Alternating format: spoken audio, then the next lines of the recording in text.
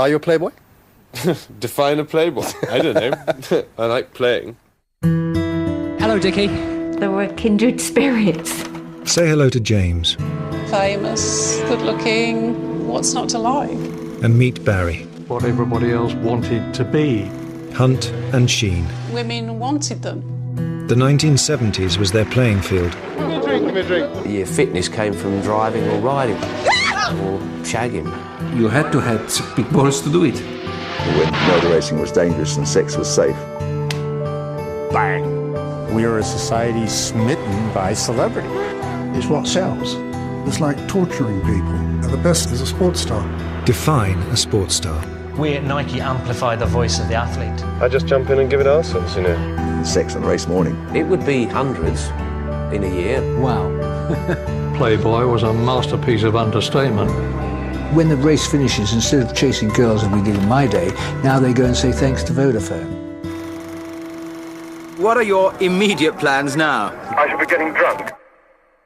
I really want to go out and make my mark in the motorcycle racing world. And I don't want to make any marks on the circuit at the same time. As he was my brother, he was a little shit. Barry Sheene was born in London in 1950 to parents Iris and Frank.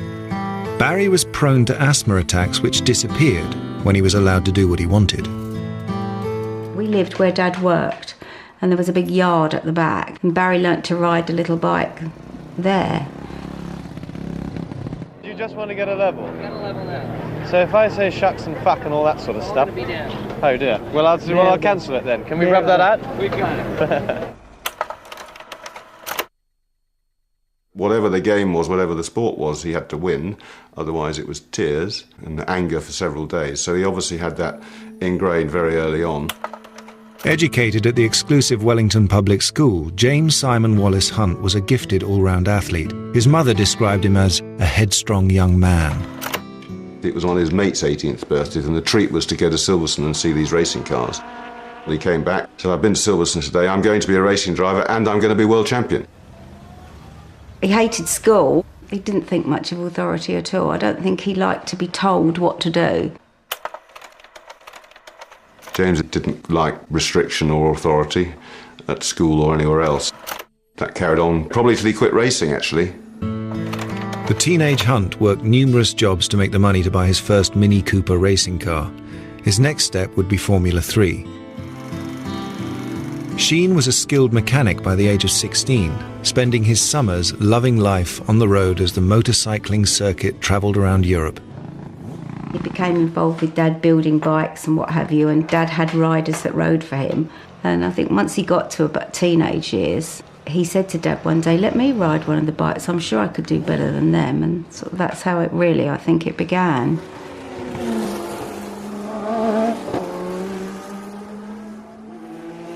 If ever I got irritated with James, and I used to get very irritated with James, I always reminded myself that there was a very nice bloke hiding inside.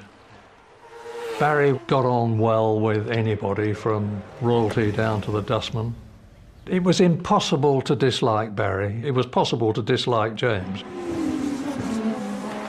He crashed an awful lot. You know, that was his problem. 3 words: Hunt the shunt. James was a huge adrenaline man. If you sat on the side of his car before the Grand Prix, you would have think the engine was running, but the engine wasn't running. He was just rattling. He was just rattling the whole car. He would vomit frequently before races and occasionally during. We used to have a bucket for him to throw up into. The young Hunt's reckless approach did not amuse the motor racing establishment. Boxing commentators were more impressed. He wanted to stand back for a while, let him calm down, as several marshals and other drivers found to their cost. He's decked the flag marshal! James just knocked him down. Unbelievable! He wouldn't have caught me, I'll tell you. I wouldn't have been that close. I'd run away.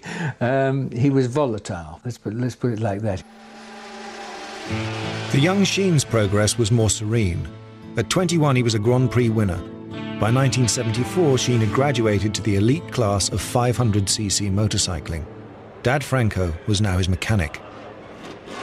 Hunt found his patriarch in the unlikely shape of a lord of the manor. This private jet Ranger helicopter, piloted by a Vietnam veteran, ferries the ample frame of Lord Hesketh from the battlefields of Grand Prix racing. He was 24, 25 at the time, and I think he got bitten by the Formula One bug. Le Patron, as he likes to be called, inherited his title at the age of 5. My life's ambition is to win the World Championship. Alexander Hesketh had a large fortune and a low boredom threshold. He described Formula One as a flat bottle of champagne in need of a rather good shake. And I remember I arrived at Brands Hatch for the first meeting that James was going to be in, and his lordship and the rest of them were there with a Rolls Royce, champagne and caviar and all the fine things of life. And I thought, well, this is a bit of a rum do. Well, that's absolutely fantastic. We were all the sort of boring, hard-nosed professionals.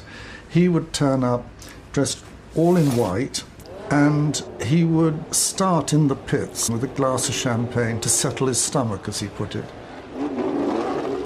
It has an atmosphere of the old-type Grand Prix teams, and I think that anything truly British deserves supporting. It was a sort of jolly wheeze to have a Formula One team. We don't want any pictures! We don't want any pictures! They had this playboy image. They needed someone to amuse Lord Hesketh, and James was the boy. So James was like their pet monkey to me, on a chain. That was the amusement for the Lord. Fantastic, Muttley. The feeling among the professional teams was that if he could be made to concentrate on his talent and work seriously, he'd succeed. In his early days with Hesketh, he did far better than anyone expected him to. The monkey and the organ grinder had their first podium finish in just their 9th race. Then at the Dutch Grand Prix in 1975, Hunt and Hesketh triumphed. A year later, Hesketh had departed almost as quickly as he'd arrived. Never had F1 been as much fun. Certainly without Hesketh, I was really on the way out in racing. My career was in a terrible state. He picked me up off the floor. As the press surround the couple, James Hunt introduces his fiancée, Susie. People like Barry Sheene and James Hunt, they started to become playboys. They started to become, if you like, stars over and above the sport. If you're a tabloid editor, you've died and gone to heaven, haven't you? The emergence of Sheene and Hunt coincided with the rise and rise of the Red Tops, the tabloid press. At Brompton Oratory for a Grand Prix wedding. Hunt's wedding to model Susie Miller was national news. A girl in a million, says James. Colour television had arrived. Sports star had met celebrity. This marriage was built to last. He doesn't look very well, does he? It was as hot as hot as hot. I definitely would have published the Max Mosley story. And they don't care about the consequences.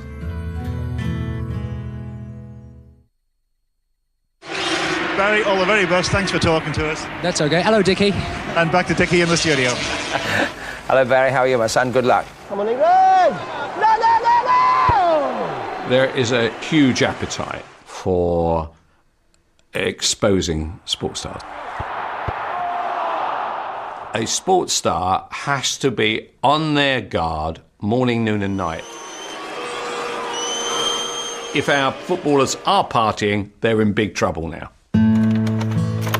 In the 1970s, James Hunt's latest liaison would have been reported first in the society pages.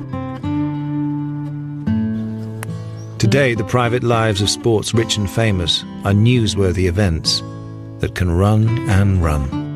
It started when we started paying our athletes these insane amounts of money, and that created this image of who they are and what they are and how important they are. Today's star footballers have been elevated to the status of demigods. What impression would you have of yourself? Wouldn't you think that you were somehow kind of special? We are a society smitten by celebrity, whether it's good or bad. When I edited The Sun, I was more interested in celebrity.